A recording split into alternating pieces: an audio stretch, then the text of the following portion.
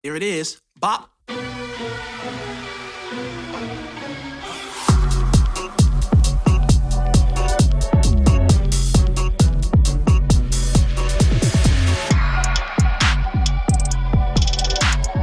Ladies and gentlemen, boys and girls, welcome to another episode of Southside Rabbi. To my right, I have the most spiritual gangster that you will ever meet, as you can tell by the bandana, channeling Tupac for Jesus. East side. East side of the kingdom, he means. I have a dude right here who, listen, man, we just got back from Philadelphia, doing a ministry event with our homie ambassador. And the stuff that KB shared, man, was phenomenal. We was on a panel discussion. We was on a panel together, and we had some folks that were asking some really, really good questions about life, about ministry. Yes. It was great. But what's even greater was KB's answers. And the things that he said after he got done speaking, I was like, why are we even up here? What? And to give you a sense of who was up there was me. I hope, which I'm nobody, of course. Shut your mouth. It was Trip Lee. He's somebody. It was Ambassador. It was Shy Lynn. It was Dayton. I think that was it, right? Yeah. And then this behemoth. Right? If you can imagine like what Godzilla looks like walking through the city and all of the people are this small, but Godzilla's huge. That's what he looked like on stage next to us. And so I just want to give you your props, brother. The Lord has been using you mightily, and the Lord is mighty to save. And he has done some saving through your ministry, my brother. Well, I praise God for that. And well, thank you so much. I mean, thank you. I just wanted to say real quick. You cut me off. They say that you got to give people their flowers before they pass, right? Right. You don't want to wait to the funeral to say all the things that you wish you would have communicated to them while they were alive. I agree. Let me tell you, even though at your funeral you're going to resurrect. Oh, stop it. And then preach the sermon. He's going to preach a sermon at his funeral. And then return and then to my die rest. again. And then go back to his casket. Who was that? Solomon? It was like, why? Was it Solomon? Who was it? What? There was Saul brought him back. Oh, yeah. It was a judge. He literally said, why have you disturbed me? He said, why have you disturbed me from my rest? We'll come back to this place. But honestly, bro, you got to give people their flowers now. You know what I'm saying? And the only thing that I would add to that is that there's not enough flowers. You cannot give this man his flowers. You need to give him his flower shop. Flower shop. This man is the plug for where everybody gets their flowers to get to people. 1-800-Flowers. That's what they call You know what I'm saying? He is the company. What J. Cole said. He said, you want smoke, I'm a full nicotine company. Oh, I thought you was about to say something else with an N. I'm so glad that it was nicotine. I thought it was about to go left very quick. I was getting ready to say, bro, YouTube. Hold on, you're a little too comfortable today. YouTube is taking us off the air right now. Please, bro. Y'all make some noise for the man I mean the dream. But it is not about either of us today. Today, we have been honored with the presence of an Ethiopian legend. You understand me? I'm talking about if you go to Ethiopia, there's monuments to this man. You'll see pictures of him around the country. People walk around they walk around Ethiopia with a lanyard on with his photo on That's right. He is a beacon of hope and possibility. Yes. If you go into any of the stores, they have 3D printed images of him on the counter. That's right. Crazy. This is how it works, right? Like in the ancient Near East, there would be the icon or the image of the leader all around the country so that you would know that your leader was with you. Right. That's where that concept Emmanuel came from, right? Yeah. God with us. He is the visible image of the invisible God. Ooh. He is a billboard that your leader is with you. Ooh, the Son is exegeting the Father, as Ambassador said. Yeah. That's John 1, baby. Woo. Colossians 1:2. Ebenezer, the Ethiopian superpower minister of the gospel, theologian, politician, podcaster, author, writer, friend, ally. Yes. He is the visible image of all of the invisible things that you love and like about the world. In his country and in this world, when you see his face, you know that goodness is with you. You know that possibility is with you. Oh, man. You know hope is with you. Yes, Ladies I and can. gentlemen, make some noise for he. Make some noise for him. Ebenezer, welcome to the podcast, brother. It's an honor. That's crazy. That's wild. We're always just shy I know, of we're blasphemy. like teetering Like on the blasphemy is line. right. I think that God is like, watch yourself. Yeah, hold on. Hold on now. Hold the phone. God at the edge of his seat, like, Lightning's about to strike. I'm like, hey, yo. Lord, please forgive me if there's Lord, anything help in us. there. I'm sorry. Forgive us. Welcome, bro. Ebenezer is a good friend of ours, Yes. pastor, podcaster, influencer, thinker, and friend. Just a great friend, y'all. We have just we've just benefited so much by just being friends with Ebenezer. Yeah. So we've served at his church, the church that he was pastoring, a couple churches that he served at in Minnesota. We've just had this gospel partnership for many, many years. And we're hoping that God will continue this partnership into the future. Now, we're just going to get right into this conversation and let this thing kind of go where it's going to go. I am perplexed right now.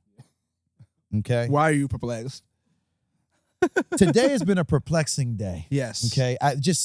Before we got on camera. Before we got on camera, Yeah. we had about 3 conversations.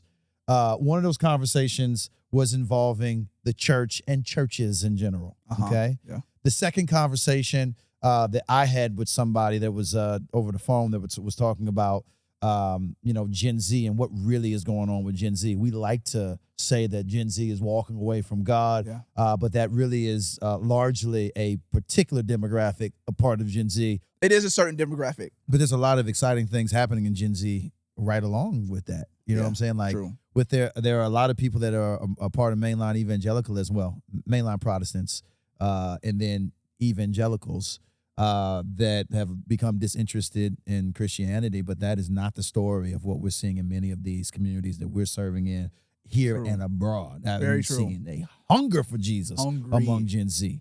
And it's been super encouraging to serve on this podcast and as we have gone from city to city and have got to spend time with people.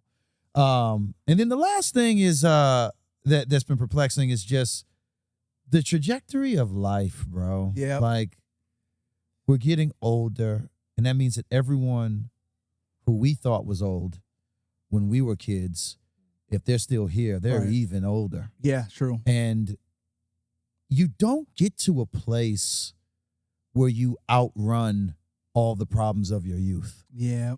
You know what I'm saying? Yeah. If you were struggling with lust and anxiety and pride and contentment, and sanctification doesn't work in such a way that it leaves. You know what I'm saying? Yeah. I'll never forget, bro. A preacher was saying that he was at the deathbed of an elder at his church, bro. Dude was well into his 70s, maybe 80s. And he said he walked up to the brother and was like, so man, how does it feel, man? Glory is around the corner. I mean, the dude was terminal. And he said, man, the only thing on my mind right now is that I never stop watching porn. Wow. That's what he said, bro. On his deathbed, bro. Wow. I'm thinking about another story. This just in particular with lust. There's other sins besides lust. But you wouldn't know if you went to a men's group in Christian circles. But another pastor was telling me how he was having a conversation with an older saintly brother, and he said while they were talking, his eyes darted off, and then he darted back. Like, eyes darted off, and then he came back to the convo. And then while this pastor was talking to this other pastor, the pastor just started tearing up. He started tearing up. And he was like, what? They weren't even talking about it. Anything crazy, yeah. He just said, man, I just didn't think I would still be battling this. Wow. You know what I'm saying? I think the same thing applies with fear and worry. My experience is if you don't get a good fighting relationship with both of those things right now, life is going to give you more and more things to worry and be anxious about. And time will not heal it. That's true. You will not be able to manage and pad your life in such a way where your kids do what they're supposed to do and your wife does what she's supposed to do and your boss does what. If you don't get a good relationship with anxiety and worry right now, it just increases the older you get. Yeah. And I'm just, it's just perplexing that it feels like we talked about this yesterday, that if you could put life on a graph, it almost feels like it's a circle that spins upward by God's grace. Like you're getting better, but it feels like in the process there's these moments where it's like we're going back. Have we done anything? What are we even excited about? Oh wait, there's some hope. Okay, we're growing. Praise God. And now we're back again, and it's just this circling up to glory. Mm-hmm. Spiraling up to glory. Man, that's a good good way to put it, spiraling up. That's sanctification, that's what it feels like sometimes, a spiraling up. Mm-hmm. And in particular, I'd like to start the conversation talking about what's going on with the local assembly right now. Mm-hmm. Now, let me just start by saying I have no qualms with the interpretation that God's vision for mission in this world should be launched out of the local church. Yeah, that is an interpretation of Scripture. I think that's what the Scripture teaches. I love the local church. I must love her because I've had every reason that at least the devil has given me every opportunity to not love, but I feel constrained by my love for her. Mm-hmm. And I do, my hopes and my dreams all center around local churches being strong and healthy and impactful. Right. That's the city or the neighborhood would be worse off if these churches weren't there. That is a dream. That's a dream for me. And I have faith that is where God will lead us. But as I think about it, I have two conflicting emotions. One emotion is discouragement, bro. Mm. It's discouraging. It just seems to be from there's just all these gaps. See, let me just go through, let me just say it and then I'm going to kick it to y'all. Y'all help me with this. First of all, there's a generational gap. One of the things that we have learned from secular psychologists, and I'm saying what I'm saying, I know folks going to be upset with me for saying this, but I'm just saying it. I'm going to say it, and I'm willing to be wrong. I think secular psychologists are wrong about a lot of things. One of the things that secular psychologists say about Gen X, somewhat boomers, mm-hmm. is that there is a cultural kind of development that makes it difficult for folks in Gen X to submit or partner with people from younger generations. Yeah. And they used to run the world. Yes. They run the world. Well, they ran, Gen X. They've been all our presidents for our lifetime, with the exception of Joe Biden. A lot of them have been Gen Xers. A lot of folks in Congress, a lot of, they've literally run and built what we have now. Built the world, they run the world. Yeah. And empowering the young people beneath them is a challenge. Yeah. Developing them. I don't know how many times I've heard someone from Generation X only reflect on millennials as people that don't like authority. That's all they are. Yeah. They're people that don't submit to authority. And I think there is some truth to that, but there's a lot of misunderstanding to that too. Yeah, because a lot of people and a lot of millennials have not just millennials, but a lot of newer generations have a very good gag reflex for what older generations are doing that are not good. Yes. And then they have trouble submitting to mess. Exactly. And hypocrisy. Exactly. Which sometimes isn't seen as offensive. Right. In Gen X. In these circles as it should. As we think it should be. In certain circles it's not, yeah. Yes. And I think that the complaint is millennials don't like to submit to authority, which there's some truth there at times, but a lot of it too is that millennials are holding y'all accountable for the stuff that y'all are doing that is toxic. And it may not necessarily be your fault. It's the way that the generation was developed. You were developed. The world was a certain way when you came to be. That shaped you to be a certain way. So you're gonna live that out. But millennials will come and say, "Hey, this is not the most healthy way to do things." Right. And there's a different way in which the world is working now. Right. That it would be good for you to recognize. Yeah. Because it doesn't work exactly the same as it did for you. Absolutely. You know what I mean? And things are going a different direction. But that can feel very much so like you're bucking against authority. That's right. It does. You know? Yeah. Because you're not just lining up. We're also perpetually immature, and we're perpetually children as well. Yeah. So that's another thing. It's like millennials are perpetually kids that have a lot of growing to do, which we wouldn't deny that we're young and we still have a lot to learn. Yeah. But millennials are also like, they have children and homes now. Yes. Right. Like it's Mortgage, not a home in a mortgage. Yes. They have a mortgage. 401ks. They have children. You're infantilizing adults. Exactly. Where you are infantilizing adults. You have millennials that have 3, 4, 5 kids. You have millennials that own businesses. Yeah. You have millennials that are in positions of power. That's right. That's right. But the way that millennials get talked about as if though they're just still young, like we're still like we're in high school. You know what I mean? You'll see what it's like when yes and no. You know what I'm saying? Yes. There is stuff that we haven't experienced that you have experienced yet, but there's also a considerable amount of things that we have experienced. Yes. As adults. And we're in a completely different world. And I think that's really hard for older generations to accept as well, that this is not the world you grew up in. The way the world worked for you when you were my age is not the way the world works today. Totally different. We have insights on that. Right. But this has been a perpetual issue for the church for a while now. Absolutely. Is that we're not good at empowering the people that are coming up behind us. Yeah. We there's not a good pipeline, and then even their concerns. I'd love for you to even speak to Ebenezer. One of the things that you'll hear from older generations is the scoffing at rest and therapy. Oh, yes. As kind of the two attributes of weak-minded human beings. Yeah. Or we're putting it over Jesus. Especially so in the Ethiopian church, we experience this a lot. To go to therapy means you're not putting your trust in Jesus. So I actually studied psychology in my undergrad, and when I announced that at my church, everybody was up in arms because, like, bro, you might as well be studying witchcraft. Yeah, right. Literally. right. They're like, you don't want to be playing with different spirits. You don't want to be messing around with the darkness. Like, you're a medium. That's what you're trying to say. Yeah. Went to school to be a necromancer. So where are your tarot cards?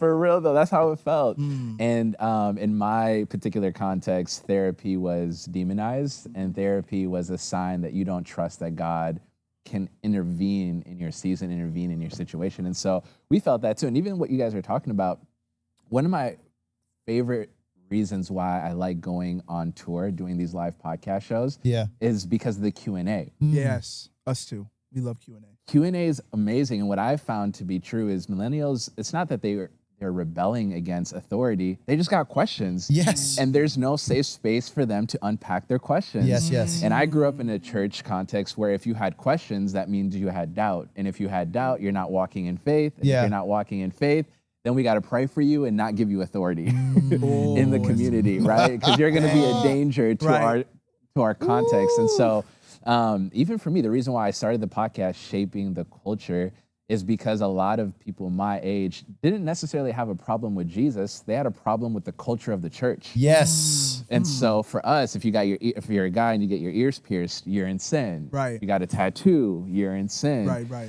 And there was no place to challenge, because we had people in their word and they're like, what do we do with this passage in Revelation 19? God has a tattoo on his thigh. Right. Yes. Right? Exactly. What do you do with the passage in the Old Testament where it says men shouldn't get a lineup, right? How do you're at the barbershop and then the authorities that be were like, oh no, don't question us. We know what's best. Yeah. I love my mom. Something my mom would say growing up that was always funny but true. We'd ask her a question. She would say no, and we'd say why? Because the sky is very high, and then I just have to accept that. That's just like there's no explanation. I'm definitely using that mug. Yeah. Have you seen the sky? Yeah, it's high. Asking me why. And we just kind of look at it like, all right, I don't know what to do with this information. And so a lot of millennials, they left the church not because they didn't love God, but because they didn't know how to understand God, and they didn't have a generation above them that would help them wrestle with the text, wrestle in the text. And so, I being a millennial myself, the issue isn't that we hate authority, and I feel like we have to address that. Questioning, bringing concern is not a form of rebellion. Right. We're seeking to understand. That's right. I think we're misunderstood. Yes. That's a fact. Yeah. I could not agree more. And I think, even if someone wants to push back on what we're saying and say that we are appropriating the reality, or we're not maybe read enough, or just our analyzing is off. You can't argue with the fruit, bro. Right. The fruit of the matter, the fruit of the matter is that there's this gulf in between, folks who are leading. And listen, I hear you on your concerns about celebrity pastors. Like I hear folks on that, but realize that there's a context that creates these celebrity pastors. One of the contexts that create these celebrity pastors is that these young men don't have good relationship with older men who are using their life and experience and their kind of perspective in the season that the seasoning that they've gotten from their time in the Word to shape them. They show genuine interest in them. They're pouring into them. I think about men like Mark Dever, bro, who folks won't know this about. I'm sure people will know this, but Mark Dever isn't a internet personality. No, but Mark Dever's probably had more impact on churches around America than any celebrity pastor that you can think of. But what I've heard about Mark Dever is that he invests in young people. He brings them to their church. He lets them sit in on their elder meetings. They have a whole cohort. They have a whole program that you can live with them and see the life what's going on in the church behind closed doors. He brings them into the preaching so that when they go out, they are equipped. And they're equipped by a monster of a theologian / pastor / father / husband. That pipeline, outside of you sitting and talking to them, just giving lectures to them, theologizing their existence, he gets on the ground with these folks, and I that's not ubiquitous. That isn't widespread. That isn't a movement. That's very true. You know what I'm saying? And I'm it's not biblical. Okay, can we say that? That it's not biblical to emphasize the authority that you are looking to give to young people in your church that have shown themselves to be faithful. Now, I'm not talking about like 13 and 14-year-old new convert. I'm not talking about that. I'm saying by today's standards, Jesus was a youth pastor, okay? The man started his ministry at 30 years old. He was his following was with young people. He came to this world through a young person. Think about the movements from SNCC and the civil rights movement. And when there's been mobility on the ground, even in women's suffrage, what is the age group of the people that are marching and protesting and gathering? It's young folks. That's right. And I just, it's, to me, it feels like a kind of unfaithfulness. That we are not more integrated with the riches of those that have come before us and the energy of those that are ready to lead now. That pipeline is just, it's not there, or it's rusted and broken. And so that's something that we want to see change. I think another thing is that I absolutely think is generational is how we respond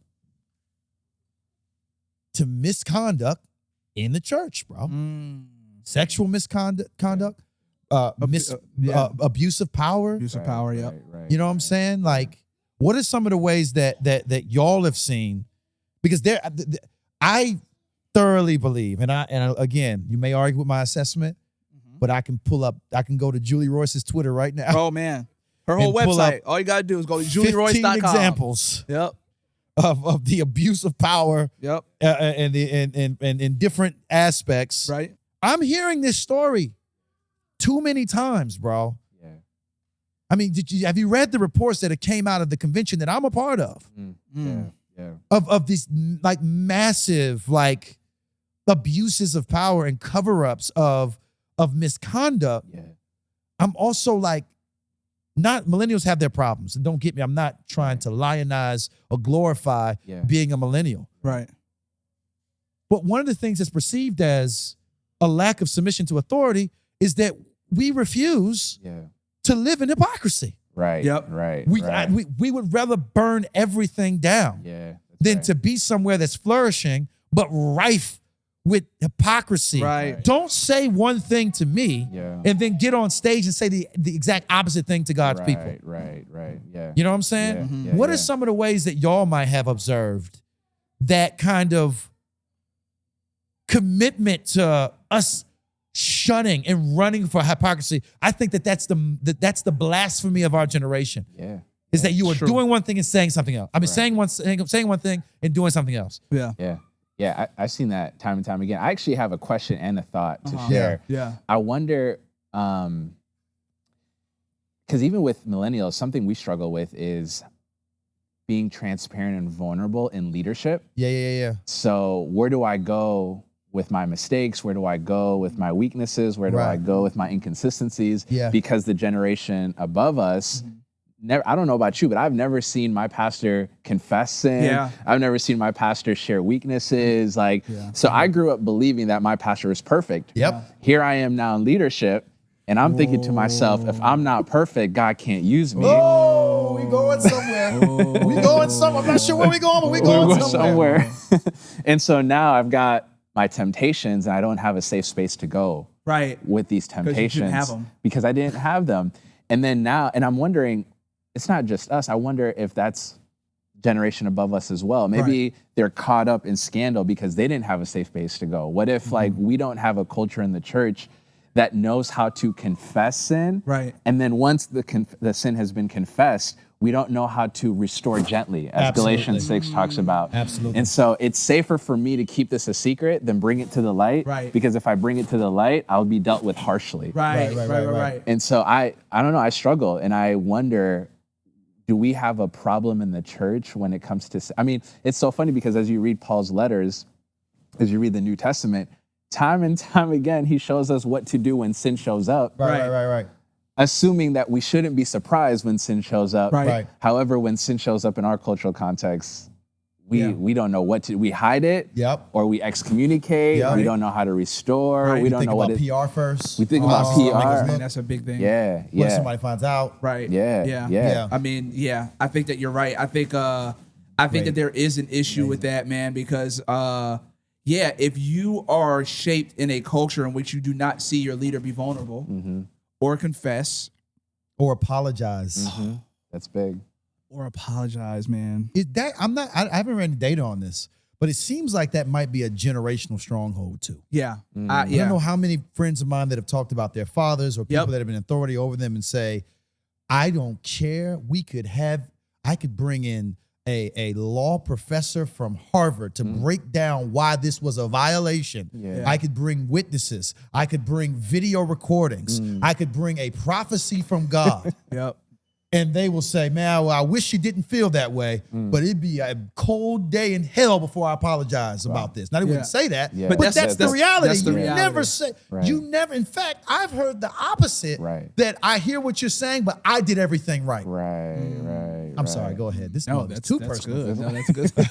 Let it out.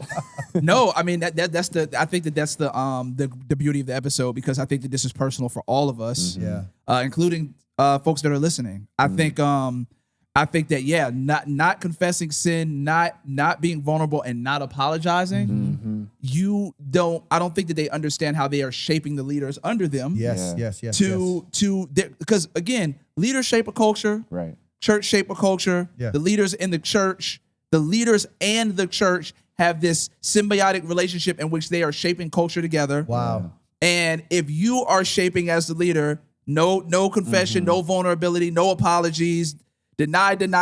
Sorry that you feel that way. Cannot be taught either as a leader. Cannot be counseled as the leader, because I'm the counselor. I'm the teacher. Can't be wrong as the leader. Because then that undermines people's confidence in my me being a sage, which you're not, honestly. Then that is a culture that we are forming in the church to see our leaders that way. Then the church buttresses that culture in the leaders being that way, and then we create more leaders that are that way. Yes, bro. Yes, and yes, nothing yes. changes. Yes, it and doesn't. then when you have somebody that stands up and says, "Hey, I don't think that leadership should look like this. I think that there are some problems." They get shunned. Yeah, that's right. You know what I'm saying? Because now they're a threat. You know. Right. And so I think I think that is a problem. I think that that also could be an issue with some of the hypocrisy we see, like you said, man. I think that there are some cats that are like, hey, man, there is no grace for me if I confess this mug. There is that's no a big one, bro. Yeah, it's if I confess this mug, you might as well put my head in the guillotine. Yeah. You know what I'm saying? And the thing is too, because if you don't confess, if you do not confess your sin, the Bible promises you won't be healed. Right. Yeah, It that's promises exactly you. what. Yeah, that's exactly. If you scoff at confession, if you think that everybody else needs to be honest about how they're struggling except you, the Bible promises you you will not be healed. That is true. Now, just because you confess doesn't equal that you are healed. Exactly. But just you know won't have healing without confession. you don't though. even have access to it. Yeah. If you're not confession. Yes, absolutely. But the problem is, if I choose to internalize my shame, internalize my guilt, it leads me to the Pharisee. Wow. Right? So, and then guilt is compound. Shame is compound. Right. Shame also begets more shame. It continues to morph and grow into a stronghold, right? Yeah. And something that could have been a struggle that you could have confessed. Yeah. I'll be honest with you. I obviously can't get into details. I have had multiple occasions in my life where I saw the seeds of something. I mean, if I'm lying, I'm flying. No. Ask Wes. Ask Malachi. And I can tell you Ask what KB, Nameless. I can tell you Ask what, Trip Lee. I can tell you what KB has done too. He doesn't have to tell you. Yeah.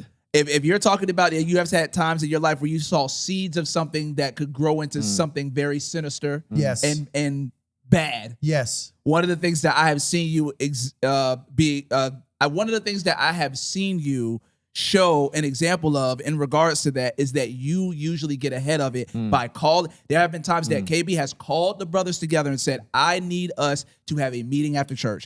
He'll text all of us. We need to have a meeting after church, or we need to have a meeting at this time. And we'll come to a meeting and KB will confess the seeds of what he sees so that it doesn't grow into something. Yes. And so it doesn't grow into a plant with teeth and a mouth and vines. Yes, that will devours put you in my life and my family. Yes, absolutely. Right. But I think that's what, is that where you were getting at? That's exactly that's where I was what going. I've seen you do, which has been an example for me, is that he will try to get ahead of it as much as he can and says, it ain't even here yet. Yes. You know But what I'm I saying? feel it. It's like when you about to get sick and you feel that little tickle in your throat. That's how he is. He's like, if I feel a tickle of something that can develop into the flu, Yes, bro. I am bringing y'all together and say, I'm sick. Yes, bro. You know what I'm saying? Right. And So, to Ebenezer's point, like I know I'm here right now because I've been able to do that, Right. And I'm not worried that they're gonna go home and gossip to their wives about it, and their wives are then gonna look at me weird, or I know they're not going to then somehow not want me around anymore, or say, man, we thought that he was the man. Well, not the man, but we thought he was a man of God, and obviously he's not. Because obviously we're very good at looking at other people's sin. Because we're not. But we live our lives. Our brain ignores whole parts of our body so that we're not distracted all day. True. Like I got to look past my nose to see you. I have to. Sometimes you'll smell funny, and your brain will say, "Don't worry about it. We got to focus on X, Y, and Z. You got to get work done today.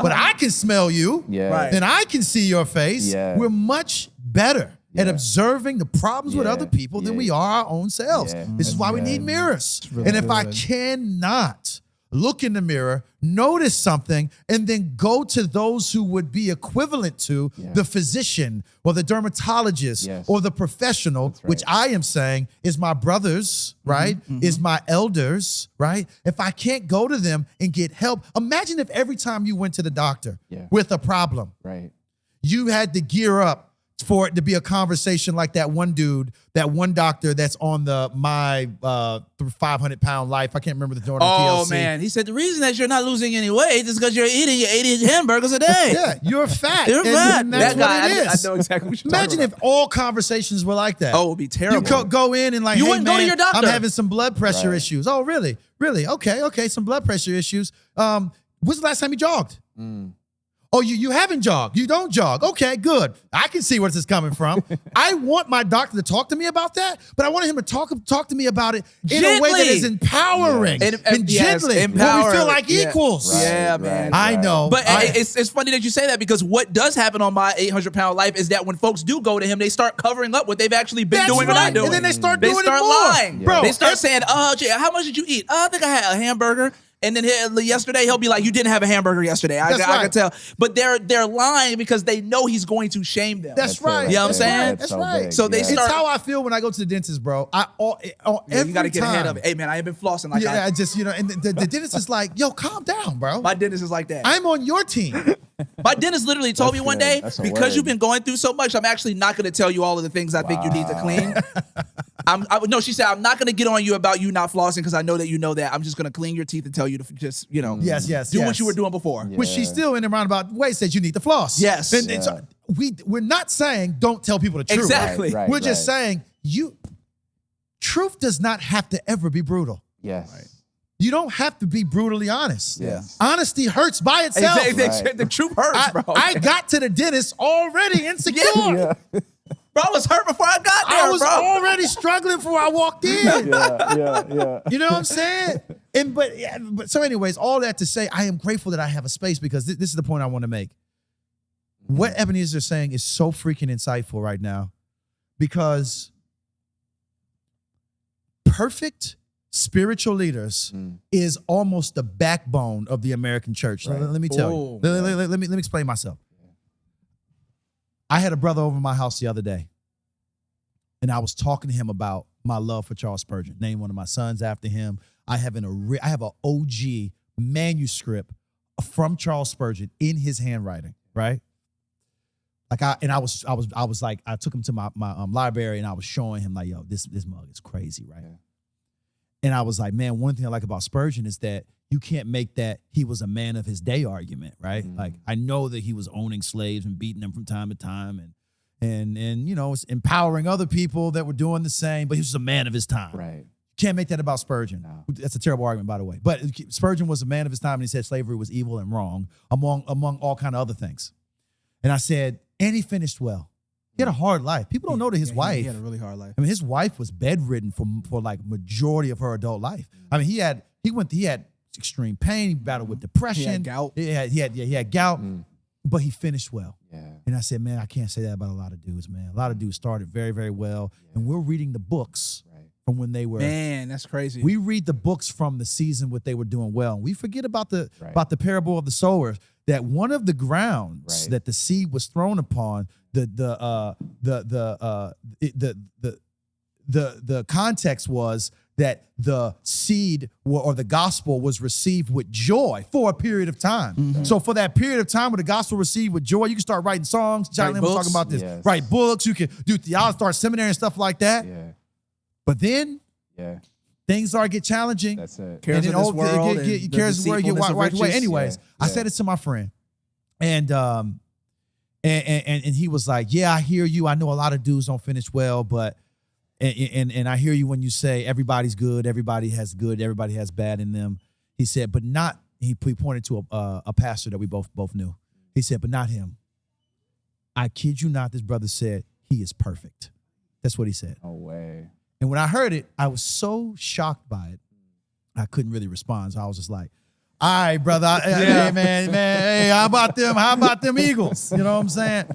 Because what I wasn't mad at him or faulting him, because I know that this is the context in which many churches exist. Yes. We are showing up to hear from him and sometimes her because we believe that they have a spiritual level, access, spiritual existence that far succeeds ours. That when they're telling us how not to be angry, how to be faithful to our wives, how to raise godly children, how to humble ourselves, how to forgive, they're telling us all those things because they already have mastered them. So when we find out, which you will, that they have not mastered them. Right. And that they are struggling just like you. Right. Right. I can almost remember where I was sitting when I had a realization like that with a particular person that I had a particular spiritual leader I had put on a pedestal in my mind. Right. I remember like the world shook. Yeah. It was cognitive dissonance Right. where I was unsettled and I said, oh my gosh, Yeah. this person is doing the very thing Yeah. that I'm tempted to do or that I have done before. Yeah. This person is doing the very thing that I accuse my enemies Right. of doing. Right. He's doing it or she's doing it. Yeah. Yeah. And I remember not knowing how to make sense of that because in my mind, a part of this contract, this kind of invisible spiritual contract that I have with the church or with this spiritual leader is that you may say to some degree, Yeah. you know, I struggle. saying, you know, I'm still human. Don't get it. But that ain't really the vibe though. Right. The vibe is largely you figured it out and you're trying to help us do the same. Yeah. You know what I think it is too? I think that in American Christianity, we've mistaken giftedness and Bible knowledge as spiritual maturity. Yes, sir. Yes, Yeah. sir. But Jesus says, if you love me, you will obey. So God's love language is obedience. And I think like today, I think the American school system has messed us up because I if agree. you can regurgitate or repeat or reiterate what the teacher says, you get an A. Right. So the teacher says 2 + 2 is 4. You show up to test day, you see 2 + 2. Oh, he said 4, let me put down a 4. Yeah. Right. But Jesus doesn't pass you because you repeat what he says. Yeah. He passes you when you live like he lives. Yes, right? yes. And I think a lot of the times we can hide in our sin, we can hide in our mess because we say the right things and we're gifted. And so I don't know, like I get confused sometimes because how do you attribute someone's perfection to their knowledge? Right. Yeah. Right? Like, how do you know that this person is actually following Jesus because they can tell you about Jesus? Right. I know atheists who know the word better than a lot of Christians. Very true. Go on TikTok. Yeah. Oh, that's true. Dude's got full accounts. Don't know God. Don't want to know God. Not at all. Got the whole Bible back and forth. Yeah. From Genesis to Revelation. Right, Yeah. And so how do we test fruit? Like, because fruit is not knowledge, it's patience, it's gentleness, Right. it's kindness. Right. And so I think like we have to get back to God's original plan and live in community and assess fruit up close and personal. Right. And I think that as long as we're attributing somebody's maturity to their knowledge, we'll let them hide in secret. Yeah. And Right, we'll right, let right. them live a duplicit lifestyle. Right. But what I want to ask too is because when you have seeds of whatever the monster is, you Right. confess that. What about this friend group allowed you to be free enough to express that? Because there might be somebody listening, or I'm thinking even for myself, when I have seeds, do I have somebody that I can call and say, hey, I'm not there yet, but I Right. could see how this can get there? Yeah. Because it's so easy, especially as leaders, podcasters, pastors, to just hide behind Yeah. the Greek and the Hebrew. Right. I Yeah. totally agree. Yeah. I think a lot of this has to do with this perfection conversation, bro. Yeah. I cannot stress them enough, bro. When we see the pastor or the spiritual leader or spiritual influencer fall, right? When it comes out that they were doing all kinds of stuff, right? We don't appreciate that for some of them, they were doing all of that stuff while you were lapping up their sermons. Yeah, absolutely. While you were reading their books, while you were listening to them at the conference, they were leaving the conference and going to wherever else to do that thing. That there's often this disconnect, and it's devastating for us because we are prone to gravitate towards that which seems to approximate perfection. Right. That's so like we do that with beauty, right? Like you know, there's a reason why a lot of times these celebrity influencers look a certain way. Their wives look a certain way. Right. You know what I'm saying? Yeah. They Yeah. dress a certain way. Yeah. It's a part of what brings us. It's unnamed. Nobody's gonna say this, but it isn't a coincidence that you used to play in the NFL and you got these tight shirts on stage when and then your bicep is bursting out as you making points. You know what I'm saying? All of that. I don't think that it's like it's in the staff meeting, Right. but it flows out of what you kind of know people want. Right. They want to be next to things that approximate perfection. Yeah, Right. That's good. And what leaders don't do, and this is why obviously when they fall, they will say something that's very true. Y'all wanted me to give y'all grace, but now I've fallen, y'all don't want to give me grace. That's a problem. However, we have, as leaders, create the context where we behave as if we never needed grace. Right. True. That's good. That's So we didn't find any when we needed it because we convinced our people by our lives. That's so good. By how we carry ourselves, how we structured this church. Right. Yeah.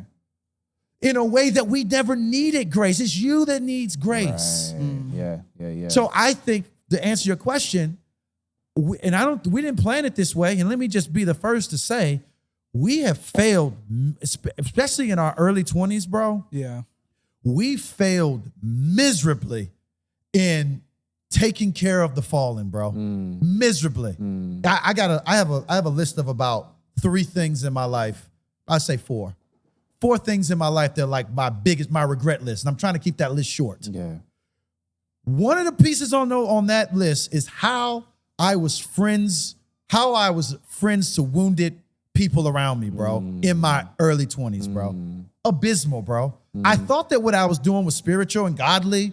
I thought I was standing on righteousness and even the stuff about when I got married, bro, I was told, I was discipled to essentially, forsake all others, right? You're married now. Yeah. No one else matters. Yeah. Is that really biblical? That now that you're married, your neighbors don't matter anymore? The people that you're in community with, they might have a need. Sorry, bro. Yeah. I'm married now. Right. You know what I'm saying? Yeah. Now, I know that can be taken too far. Take that advice as a grain of salt. I can unpack that, but it's not the conversation. But the point is, I was discipled very rigidly, and there wasn't this space for loving the fallen or mending the wounded. I didn't know what to do, bro. Yeah. So I have to confess that. But over the years, bro, God, through the HGA community and the Tampa City, the Christians in the city, taught us you can either be impressive or you can be known. Yeah. And once we all said, everyone sucks. For real. Everyone. We all suck. Yeah. We all suck. Even when you start thinking about it, bro. Yeah, that's right. I'm a flawed man, and I don't mean that theoretically, right? That's not just the thing you say. It's not a political statement. I am a flawed man. Yeah. I have been with my wife for 15 years now. I have never cheated on her. I've never even gotten close to cheating on her. Shout out to all my female fans out there. I have never had a fan try me, not on DM, not at a concert. Ain't nobody knocked on my tour bus in the middle of the night. Ain't nobody knocked on my room door. Yeah. None of that. I by God's grace, Praise God. Yeah. I wasn't having any opportunities. Right. And then I've put some structures in place to For prevent sure. Yeah. Right. if stuff were to happen. Right. But the studies show that oftentimes women will cheat on their spouses out of unhappiness in their marriage, discontentment in their marriage. But men, they'll cheat on their spouses Just because it's Tuesday. because it's Tuesday. Yeah. They can have happy marriages. Kids, love them, adore them. Yeah. Things are going fine, Yeah. but it's an opportunity. Right. And then something will click in their mind. And I think about a part of my faithfulness is that I have never even been close to an opportunity where I had to be tempted. I mean, I had to stand for the right thing. Right.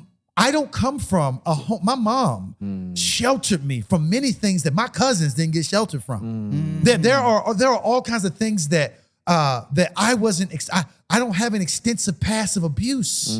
I don't have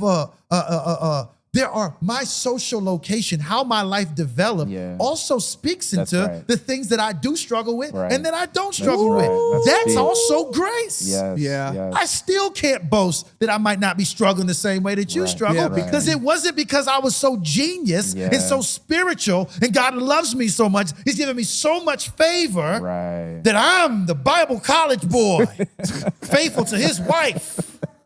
You know what I'm saying? Yeah. I can't boast. That's good. Because you're saying that there's things in your life that have been structured in a way in which you may not.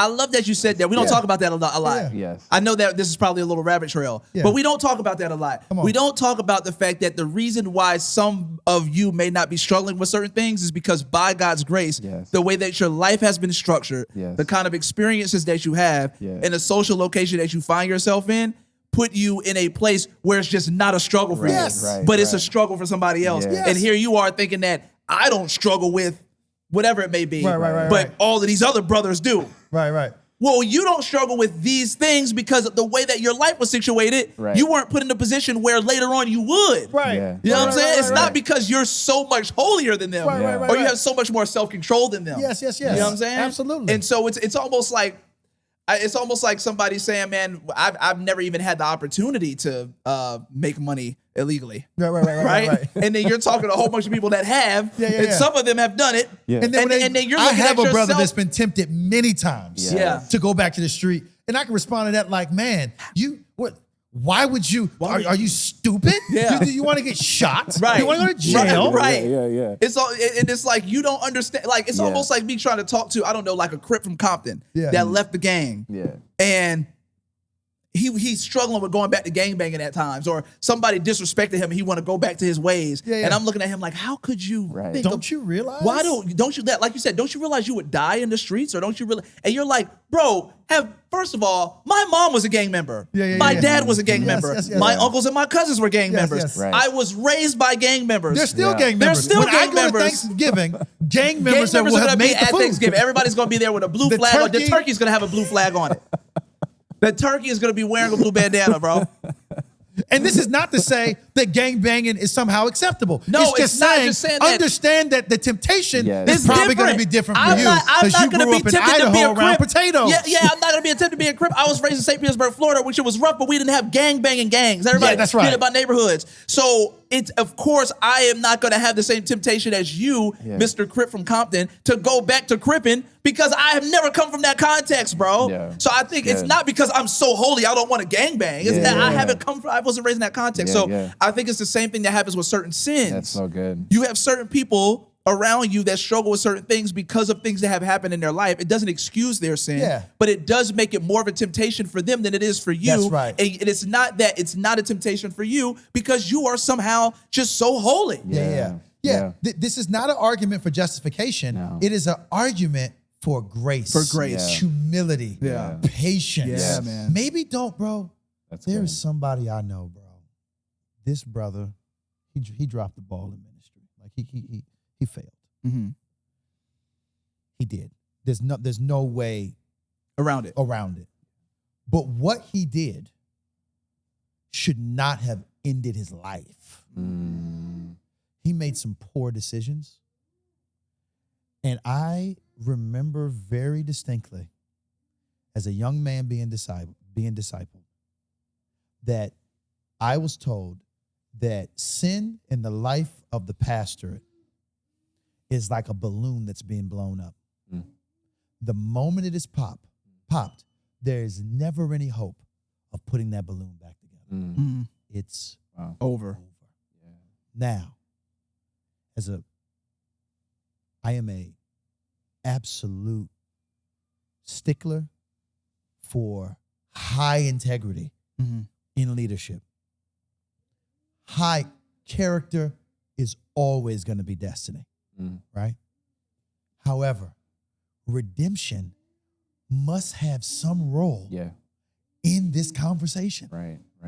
We have to ask, how can we make sure that not only God's people are protected from the lack of integrity, but how do we take the person who has had a lapse of integrity or fallen, assess where they are? Don't treat every failure of righteousness like Jeffrey Dahmer, bro. How are we able to still have redemptive plans? Maybe it's a 5-year plan.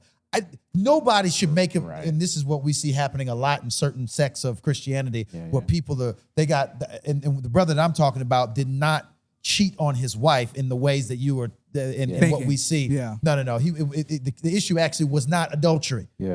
It was another issue that was bad. But he also was told it was beyond redemption.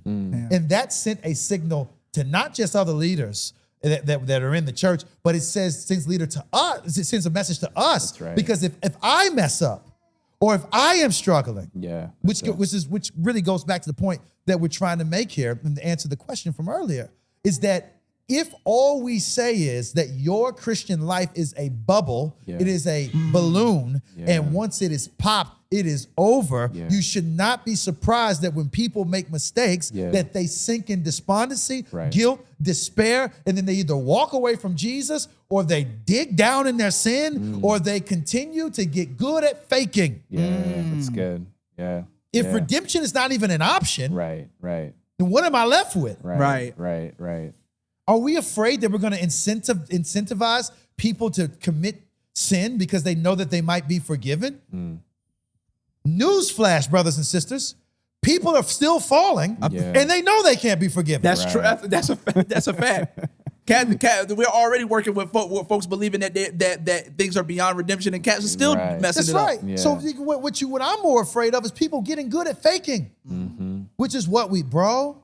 I was thinking about this, bro. This is controversial. Don't make a clip out of this. I was thinking about this on the way to the office today, bro. Someday, I bet, someone's gonna do a documentary on the Christian entertainment industry. Brother, sisters, there are a lot of folks that are serious about the kingdom of God, that are really trying to be faithful to God, like a lot. And I would stand on this too. I've heard people say that the Christian industry is just as bad as the secular industry. That is a lie. That is a lie. Secular industry is way worse. Way worse. I hope there ain't no Diddy parties in the Christian industry. No. Not that I know. Hey man, hey man, I don't know, man. I don't know. After this CCM party tonight, y'all may want to get out of here around 3:00, man. That Carrie Job goes off and something else comes on. Oh man, I'm just joking. But bro, there is a lot though of faking, bro. I don't know what my role. I confront that stuff when I'm in it. I haven't felt like God has called me to go on an expose. You know what I'm saying? Turn into a whistleblower. Turn to Mr. Whistleblower. I am involved with a lot of other things to be worried about that. Right. But it just belies the fact that when that documentary comes out, some cats gonna be nervous, bro. Because it's just going to reaffirm what we already know to be true. We are creating a context, and it starts in our local churches. That's right. They say that what happens in the classroom then ends up in the pulpit. That's what I heard all through Bible college. So we fight for truth in the classroom, that we are precise theologically, that we know what the arguments are because we're going to get sent out of here into churches. I would like to believe that what happens in the local church, is actually what shapes who Christians are in the culture. And if in the local church, it's a place where we don't even see this as a top tier issue, that people are getting good at faking, so much so that when we arrive to the local assembly, it's second nature to put on your "I'm with other Christians gathering" mask, and you start talking in ways you normally don't talk. You begin behaving even with the songs that are being sang in ways that are inconsistent with what's actually going on in your heart. That you're repeating these words, but your heart's far from you, or you lie about how bad you are struggling and how the world is falling all down around you. But service is going to be over in an hour, and then we're all leaving for lunch, and that's going to be the last time I see y'all for the rest of the week. Fam. I'm saying, like, it's good. I am grateful that my community with my brothers and sisters has not been that. I've been able to be a center, and that has made place for Jesus to be a savior. And that this is not an endorsement of disobedience. It is an endorsement of reality. That's right. Sin, I am dead to sin, but sin is still alive. that affects me in ways that might not even be perceptible to me. I need God's people. And I don't want to sit down with a group of people and start having conversations about reform. But before we can get into that, we got to talk about this, and we got to talk about, you sound a little liberal. Are you a Democrat? No, I'm not a liberal Democrat. I'm not a liberal. Oh, okay. Well, what about critical race theory? Who are you reading? Have you heard of Thomas Sowell? Blah, blah. I don't want to have all of these, all these landmines I'm having to, I don't want nobody to feel weird. What do you mean by black people? What do you mean by white? Sometimes I just want to just talk about how my kids can live in a world where they're not threatened. I don't want to go through all of the other stuff. That's right. And that's what it feels like in discipleship groups. If I got to come tiptoeing around and say, well, listen, I made a mistake. Well, it was the first time I did it in 2 weeks. And let me just tell you this too. This is not something I think is a real problem, or this is something I struggled with a year ago, but I'm going That's what it feels like. And I'm like, I don't even like having conversations with dudes like that, bro. I'm like, man, come back to me when you just want to just talk and we just get to the Holy Spirit and we get to Jesus, bro. Because I don't want to stop qualifying every single thing, bro. Right. That reminds me of 1 John chapter 1. Where he says, if we claim to be without sin, we deceived ourselves and the truth is not in us. And then it goes on in verse 10, if we claim we have not sinned, we make him out to be a liar, talking about God, and his word is not in us. And so the Bible says, if you're trying to act like you don't struggle, you're a liar. And you make God out to be a liar. And it's just like, why can't we just acknowledge that we're all sinful and we need help? And we're all in this together. And we all need each other to walk in victory. Absolutely, bro. That's right on, man. Yeah, we need it. Can you land this plane in talking about how friendship is kind of the context? And there are people out there that are like, okay, well, I don't have that. How do I lean into it? How do I start it? Maybe even speak about walking in the light, I mean. Yes, that's what I wanted to, that's actually what I wanted to speak about. I think one of the ways, I think, Ebenezer, you asked a question earlier where you said, and I think KB answered it brilliantly, when you were asking about how he got to this point where he had this kind of community where he can like confess the sins, right? I think one of the things is learning from other leaders who have set that example. One leader that I think that we've learned from is Ray Ortlund, who has this thing called Walking in the Light. We've talked about it on the podcast before. Some of our real faithful members maybe remembering it, or may remember it. But we have this thing called Walking in the Light, in which, number one, we are coming to the table believing that all of us are sinners. And as KB said before, there's a question that we want to ask ourselves.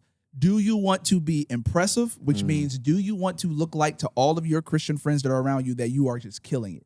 In your Christianity. I am Timothy. If I had a book in the Bible, it would be called Timothy. First Timothy, third Timothy.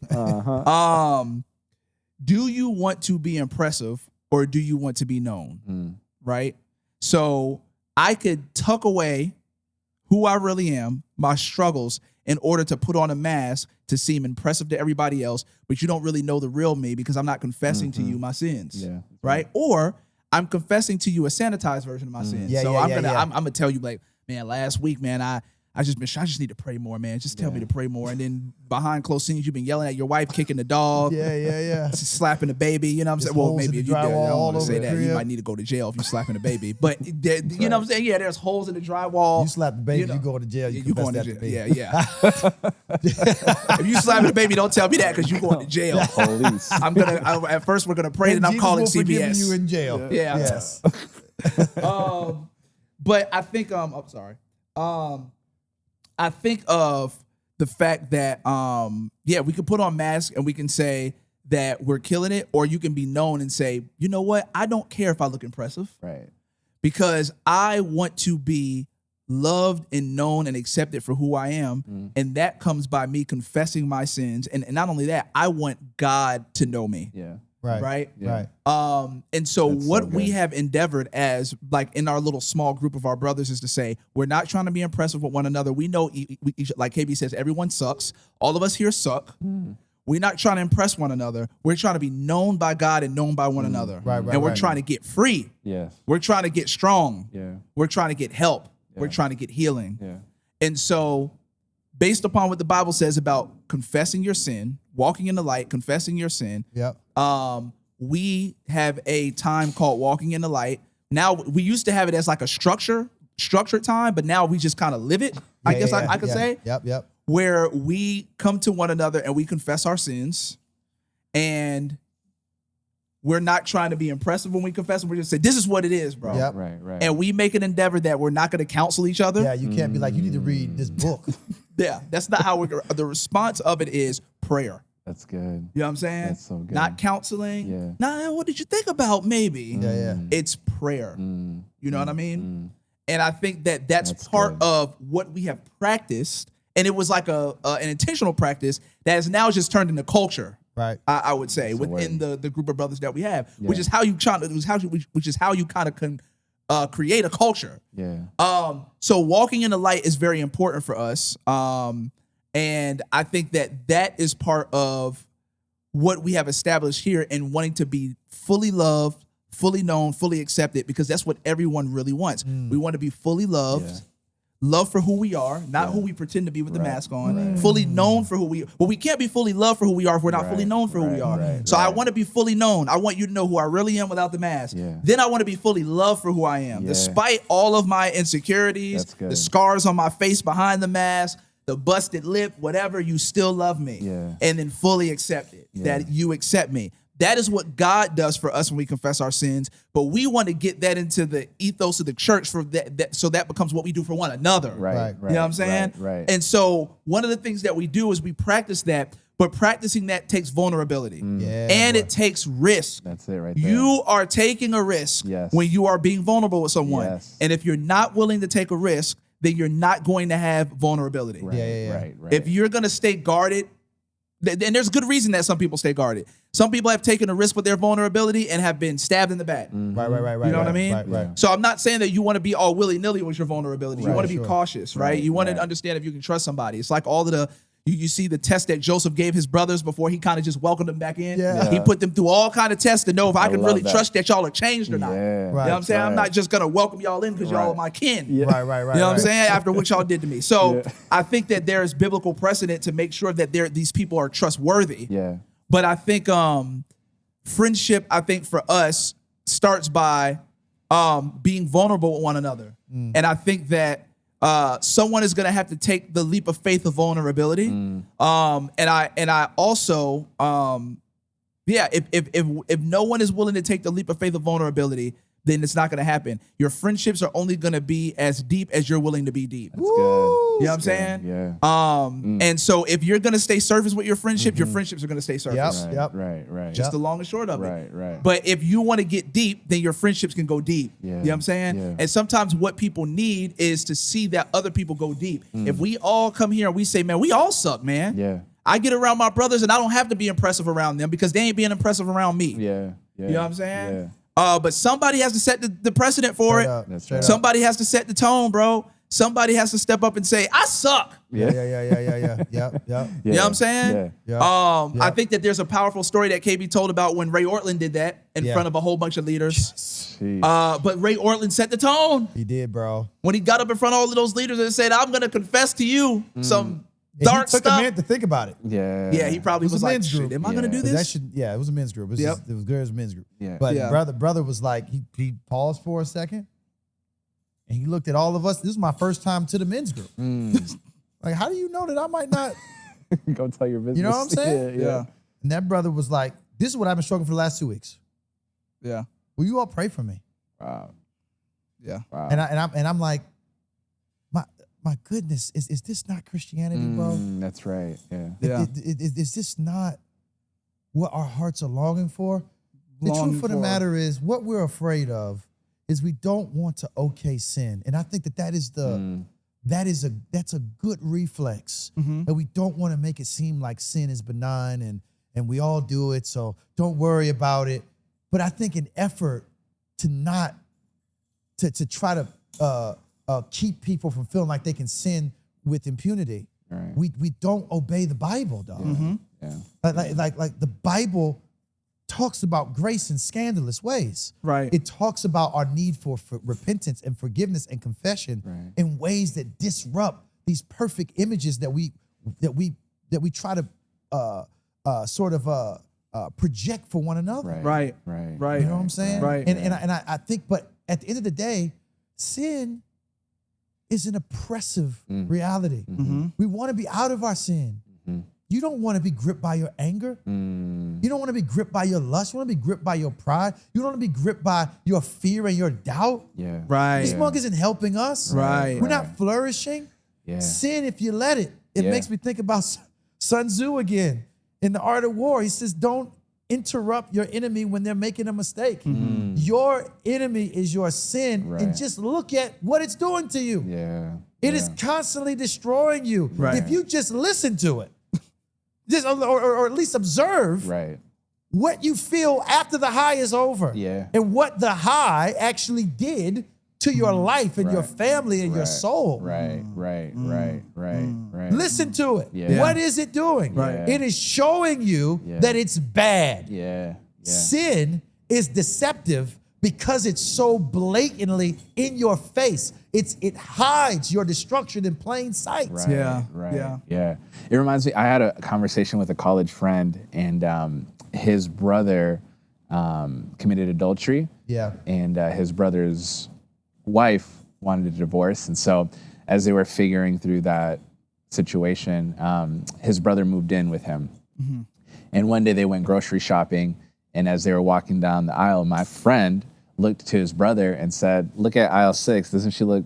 She looks bad, doesn't she? She's really pretty." And his brother flipped out on him, and he was like, "Don't ever say that to me. Don't you know that's what cost me my marriage?" It was one innocent look that wasn't so innocent, and one look turned into gazing, and gazing turned into conversation, and conversation turned in, and so my friend was telling me like, "Yo, we've got to be on guard over even the little things, because when this thing gives birth, as we were talking about earlier, you might lose the very thing you love." And so, Yes, bro.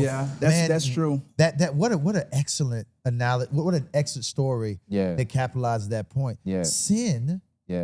Actually, is a terrible. It has a terrible PR kind of history. You know what I'm saying? It snitches on itself. You know what I'm saying? So I just it's true. I'm grateful for you, brothers, and may God give our audience both this episode will be both on Shaping the Culture and on Southside Rabbi, I think, and may God help those that follow us. Man. To cultivate this friendship. where there is a space where Jesus can be the brilliant one, and you can be the one that needs him. And it's hard. Like, I get it. Vulnerability is difficult. Every time we have had those meetings, I walked away feeling a sense of shame and disappointment. Like, man, like, you should be better than this. But I'm not. But that's true. I mean, it's good to say that. The question is, the fact is, I'm not. That's why I'm here. That's why I'm doing this. So I need to keep doing this. I think that what we need is intimacy, man, with our friends, man. Intimacy with God and intimacy with one another. And I think that, like, in the Western world, we've collapsed intimacy and sex together. Like, we've used them interchangeably. But they are not necessarily the same thing.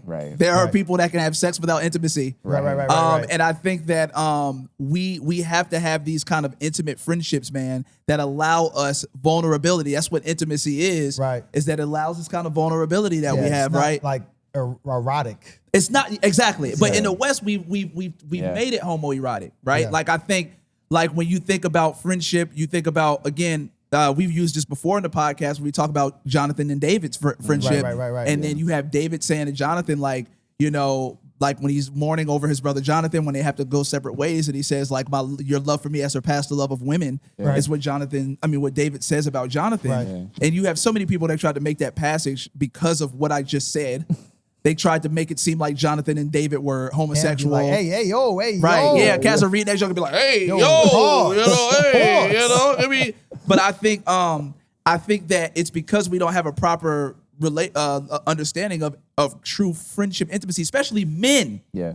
Don't have a good understanding for That's it intimacy right between one another. Yeah. And David even shows a little bit of that there, because the fact that David says to Jonathan that your love for me has surpassed the love of women, when David has several wives and concubines, what does that mean? Yeah. That seems to allude to the fact that there's a kind of intimacy that he was getting from Jonathan that he wasn't getting from all of these wives and women that he had involved in his life. Right?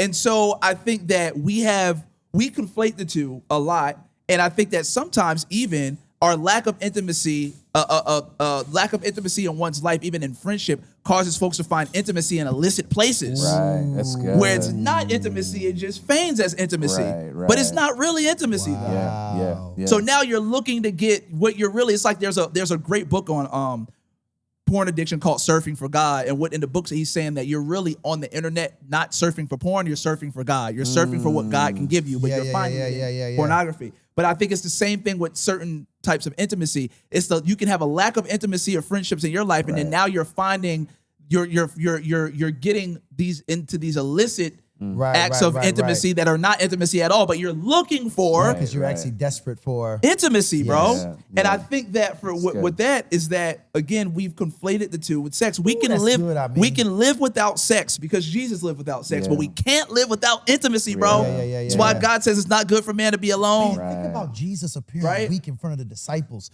Which he did. Which he did. Jesus literally takes a small circle of the inner circle of the disciples. Yeah. And he says, hey, I want y'all to wait here while I go pray. Yeah. And then he starts sweating blood. And then there's one passage in the Gospels, he literally, before he starts praying, he turns to the disciples that he brought with him and says, my soul is in great distress. Yes, unto death. Unto death. Yeah, it hurts so bad I could die. Yeah.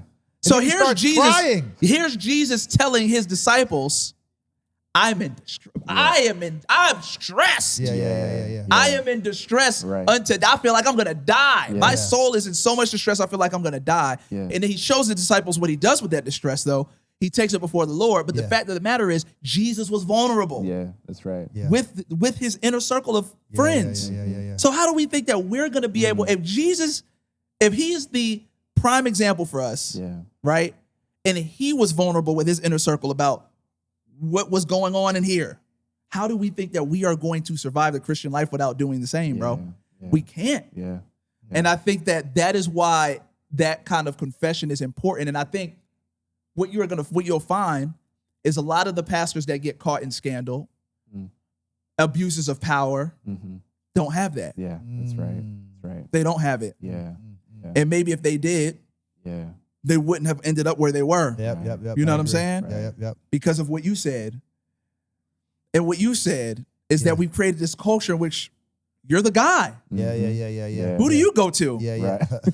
God. Right? God is my accountability partner. The only one above me. And so I'm your accountability partner, but God is mine. So I think that, that the intimacy is something that we need. We can't thrive without it. God has designed for us to be in these intimate relationships with one another, and that does not come without confession. You know what I mean? And you think about, if you do think about intimacy in a marriage, it's not just sex, it's relational. Right. And part of the intimacy, I think, is y'all could be vulnerable around one another. Like you spouses could say, man, my wife has seen me at my lowest and at my worst, and when I'm acting a fool and scared and whatever, and I've seen her at her worst, but that's part of intimacy. Right. You know what I mean? It's our friend Keith Kiesler says we get soul naked in front of one another. And I think Well said. I think that is a must. Sorry, I think I just kind of ramp stuff back up, but I think we were ramping down. But I think that is a must for us. That's powerful, bro. Yeah. There is a joy above the erotic. Yeah. And I think like a part of this recovery and this revival we hope to see in our churches, man, it's gonna have widespread effects on how we use the internet. How obviously how we treat each other, right? But it'll speak to our strongholds as well, right? Yeah. Amen. This has been a special edition of Southside Rabbi, where we've partnered with Shaping the Culture with Ebenezer. My name is KB. I mean the dream. Ebenezer.